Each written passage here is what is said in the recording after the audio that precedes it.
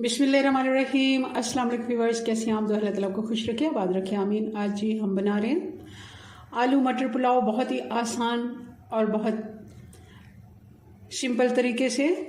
और हम इसको सर्व करेंगे रायते के साथ। बहुत ही मज़े का लगता है। लंच में बनाएं, डिनर में बनाएं। चलिए इसको बनाना शुरू करते हैं। रेसिपी पसंद लाइक कर दीजिएगा। 2 कप हम बासमती चावल लेंगे। इनको हम अच्छे से धो लेते हैं खुले पानी में और इनको भिगोकर हम 20 से 25 मिनट के लिए छोड़ देंगे। पतीली में 3 टेबलस्पून हम घी का डाल देंगे, या चाहें तो आधा कप से भी नाप कर सकते हैं। आधा कप घी 3 टेबलस्पून हमने डाला है तो इतना ही होता है। ऑयल चाहें तो ऑयल डाल दें। घी गर्म हो गया तो 1 टीस्पून हम ज़ीरा डाल देंगे और साथ ही प्याज भी डाल देंगे। और साथ ही 2 तेज़पात मैंने डाल दी।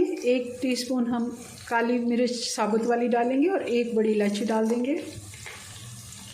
1 टेबलस्पून अदरक लहसुन डाल देंगे और अब इसमें डाल देंगे 1 बड़ा आलू।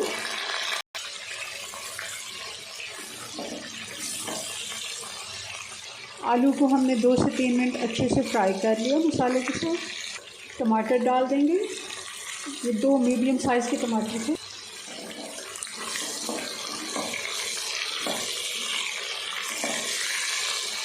हरी मिर्चें डाल देंगे, ये 4 हरी मिर्चें थी जिनको मैंने 2 हिस्सों में काट लिया है।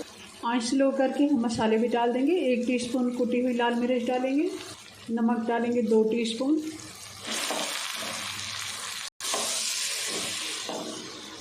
अब हम मटर डालेंगे, ये 1 कप से थोड़े ज़्यादा हैं।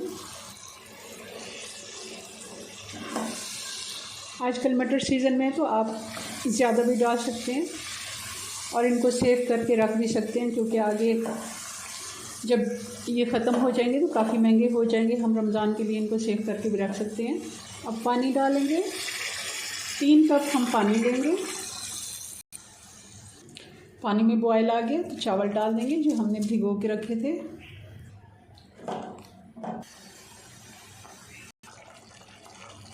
पानी खुश्क हो गया।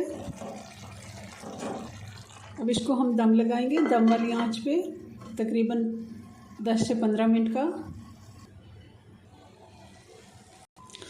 चावल हमारे तैयार हैं। हल्का सा हम इनको थोड़ा सा खोल लेते हैं ताकि इनकी भाप निकल जाए। 2 मिनट 3 मिनट आप इनको रहने दिया करें, ऐसे इनकी भाप निकलती है तो चावल खिले खिले बनते हैं। आप देख रहे हैं, ये देखें, इस तरह छोटे चम्मच के साथ अगर हम करते हैं इनको तो टूटते भी नहीं है। और ये देखें, डिश आउट करते हैं।